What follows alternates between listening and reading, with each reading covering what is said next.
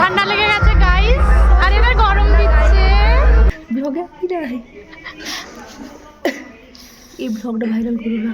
এই দিন কিন্তু আমরা সকলে মিলে প্রচন্ড মজা করেছি। আমরা সবাই মিলে এটা কোথায় গিয়েছি সেটাই ভাবছো তো? আরে আরে দাঁড়াও, তোমাদের এবার বলি তাহলে। আমরা সবাই মিলে চলে গিয়েছিলাম খাতড়া ফুড ফেস্টিভ্যালে। আর এইখানে গিয়ে দেখি অনুষ্ঠানও হচ্ছে। আর দেখো এরা কি সুন্দর নাচ করছে। এদের মধ্যে একজন কিন্তু আবার ঋতুর বান্ধবী। আর এই বাচ্চাগুলোও কিন্তু বেশ ভালো নাচ করেছে। এইখানে কিন্তু এত সুন্দর অনুষ্ঠান হচ্ছে, এত চারিদিকে খাবারের দোকান, তাও দেখলাম সাইডে বসে একটা বাচ্চা একটা কোনায় মোবাইল ফোন নিয়ে ভিডিও দেখছে, যেটা দেখে আমি একটু বেশ অবাকই হলাম। যাই হোক, তারপর চলে গিয়েছিলাম আমরা একটু কেক খেতে। আর আমাকে কিন্তু দিয়া আর ঋতু দুজনেই একটু করে কেকটা খাইয়ে দিল।